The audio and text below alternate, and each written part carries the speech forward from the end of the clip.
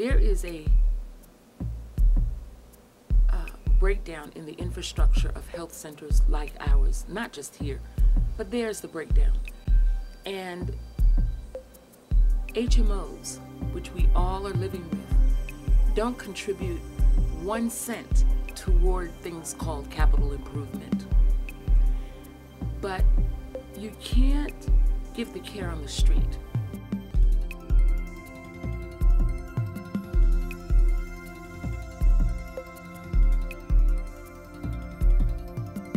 We take care of people who are families from before they're born until the end, and that's the concept of family. The whole life cycle we take care of. But we're also a family here. And we all want better for our family because we give the quality care. We have the services. We have doctors who are trained at the best institutions. They're not here because they can't go anyplace else, starting with our chair of our department, our executive director, me, VP for Medical Affairs. We all have other options. We're here because we want to be here. But it's a trial. Every day is a trial. First of all, we all wear 5 hats. There's not one person here who does one thing. It's a trial because we're overworked. But the patients deserve quality care, and they want it in their community, and we need a bigger place to do it. If all of my doctors come to work every day and nobody's on vacation, and nobody is out getting their continuing medical education, we don't have a room for every single doctor.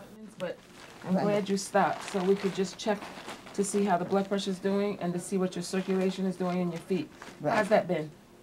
Fine so far. So we want to continue being here in the community. We want to continue giving our patients the same quality care, but we want to do it in a better site. We're bursting at the seams. And after a while, it reaches a point that it starts to become negative because patients don't want to wait, so they start looking for someplace they don't have to wait. So the longer we're in this spot, the worse it'll be for us. Not that we won't continue the high quality care we give, but the people will go elsewhere looking for somebody to give them high quality care faster.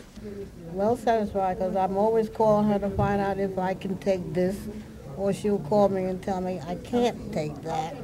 So I'm quite happy and satisfied with her. I focus a lot on medications, not taking too many things, not taking things that may interact with each other, so they all know. So they bring in and say, is it all right for me to take this? Or my friends told me this was a good vitamin. Should I take this? This is my room, and you can see how many charts are on it. That's usual whenever I see patients. The space is so tight here that if a patient is standing to get their eyes examined, they're in the way of people getting into my room. And that's all the time because I'm right next door to pediatrics. Pediatrics is right here, and sometimes my patients say to me, I can hear that baby crying. That makes their blood pressure go up. When we have a new place, we're gonna have one section, one wing for peds and one wing for medicine.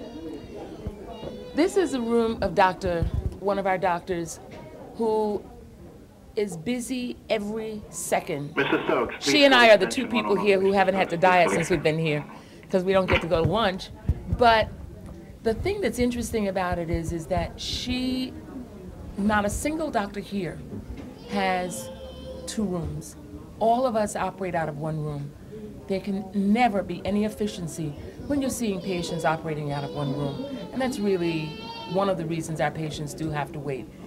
Right down this corridor is our OBGYN. Even though we have 2 rooms that we've set aside for her, because on a day that everybody is here, all of our doctors are here, no one's on vacation, even she doesn't get 2 rooms. Can you imagine OBGYN not having 2 rooms? It's just impossible. And with the patient wait, it's all space related. There's no other explanation. Our patients are loyal. They like us. But there's so many things that go on between the time they walk in the door and the time they get to us until they get aggravated. They do get aggravated. The wait's too long. But the patients need better, and the people who work here need better. I'm pointing to the future home of the Bedford-Stuyvesant Family Health Center.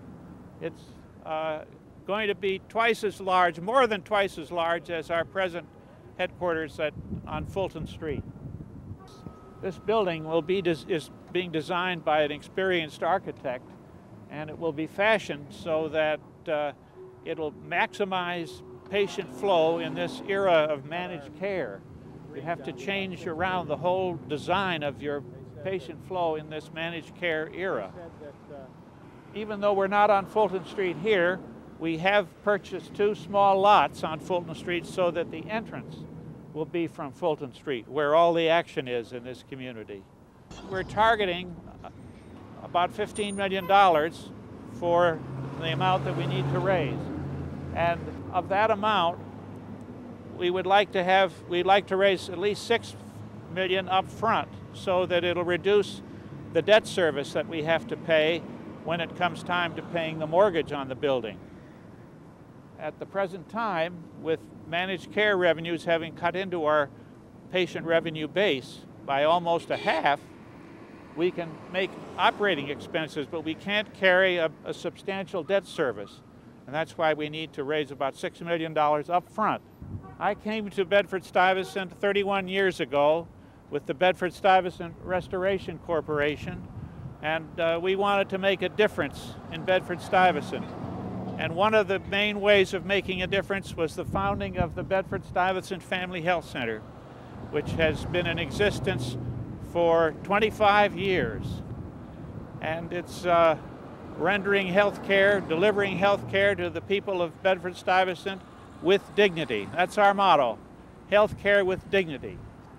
Oh, the new center is going to be wonderful. I've been working on this and dreaming of it and doing programs and doing space analyses for so long, but I can just see it. We're going to have 3 rooms for every provider. And medicine is going to be separate from peds, and peds is going to be separate from OBGYN. You know, we can't even do health education in our waiting area because what's appropriate for a woman who's pregnant is not appropriate for children to see out there. We will have healing going on there. You know, healthcare is not just about the absence of disease. Our waiting areas should be therapeutic. We should be able to have good music there, beautiful pictures, a fountain with water that's running that's calming. Healing is about the atmosphere as well. The health care of the people here affects the health status, I should say, of people here, affects the health status of people everywhere.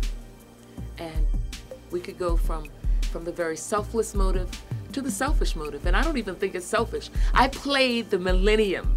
I haven't checked my tickets yet. I played the Millennium Million because if I hit it, the first thing I would do was to donate the money to build this building. That's how much I believe in it. Before I do anything for me, I'd build this building because I believe in it that much. And I hope you will too.